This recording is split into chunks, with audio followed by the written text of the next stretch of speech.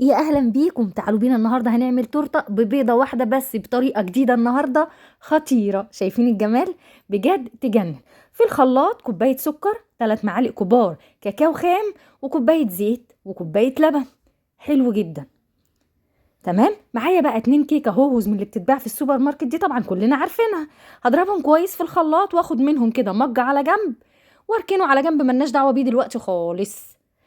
هحط بقى على بقيه الخليط اللي في الخلاط بيضايه ونص معلقه صغيره فانيليا ومعلقه صغيره خل.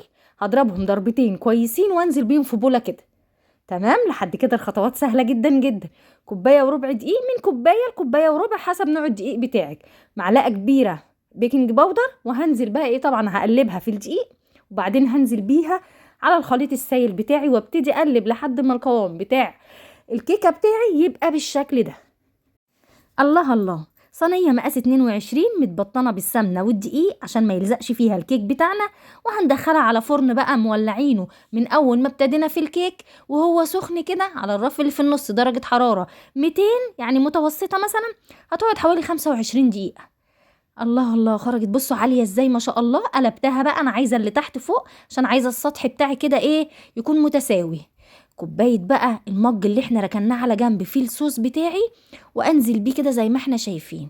الله الله، شايفين بقى؟ عايزة اقول لكم بجد كان طعمها خطير، حلو قوي قوي. شايفين؟ حلو قوي.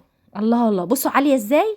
ببيضة واحدة بس، تورته ببيضة واحدة بس. عايزة تقسميها وتحشيها كريم شانتيه وماله، عايزاها كده اقتصادية، حلو جدا. قطعت بقى كده كيكاية هوس كده وفتفتها ومشيت كده على الحروف بتاعة التورتة بتاعتي. يعني انا سميتها تورتة من جمالها. شايفين؟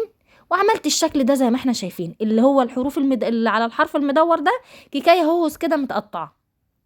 يا سيدي يا سيدي، شايفين الجمال؟ ايه الجمال ده؟ ايه الحلاوة دي؟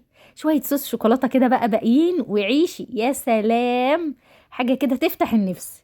شايفين؟ ببيضة واحدة بس عملنا تورتة خطيرة.